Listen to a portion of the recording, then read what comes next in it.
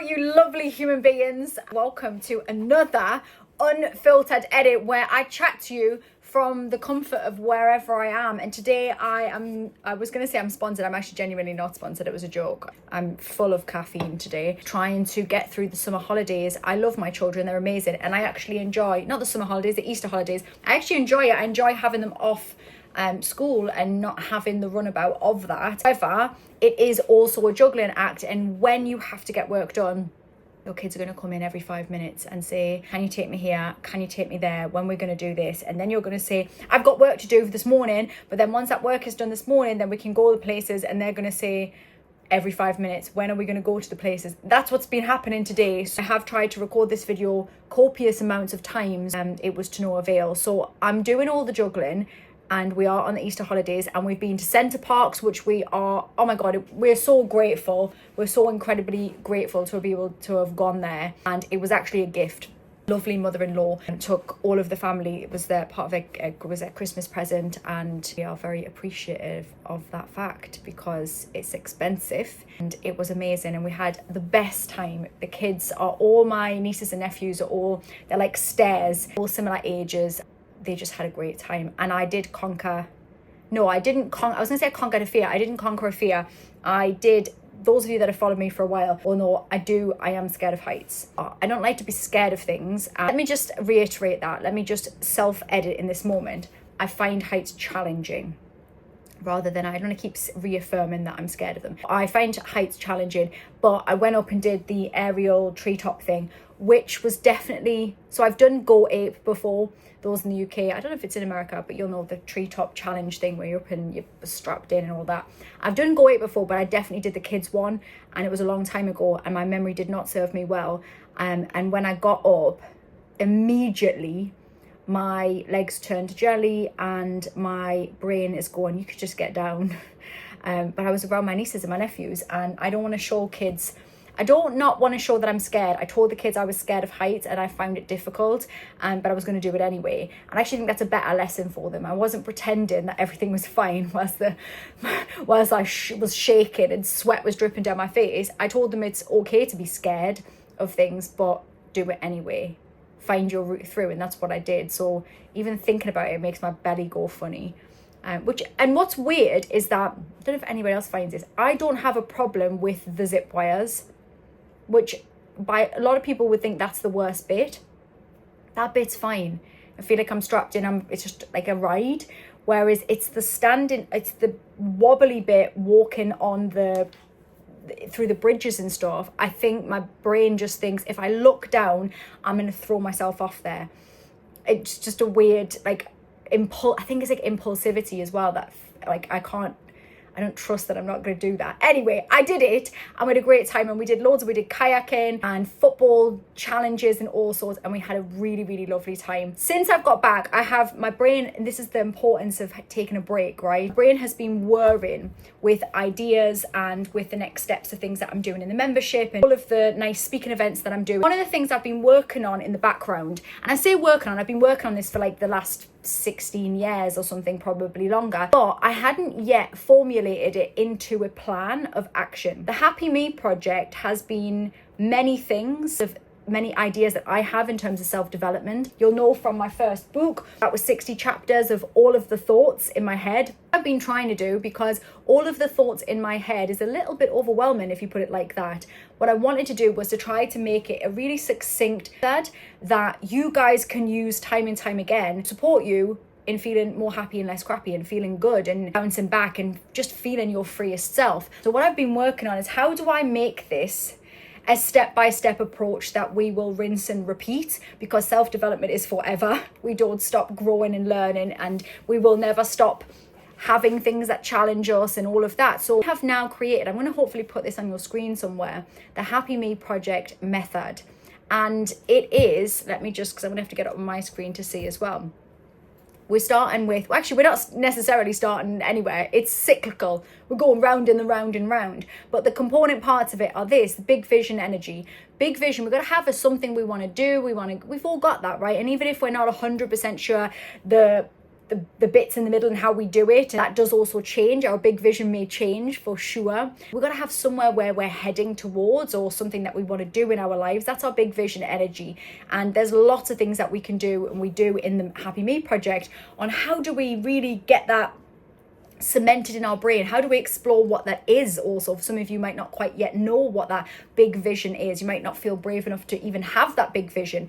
We got to have a big vision energy. Next thing is, we got to watch our mouth. We got to watch our stories. We got to watch the way we describe ourselves and the world around us, and the language that we use. And language is key when it comes to us actually getting the things that we want and walking ourselves through. When we talk about limiting beliefs, that sits in that space as well.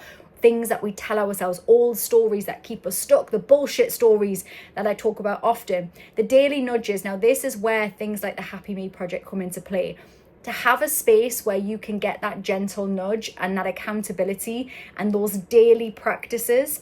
It's the mundane, daily, everyday stuff that's going to keep us heading towards the spaces we want to head towards, and working our way away from the things we don't want. But we need to have some kind of regular practice.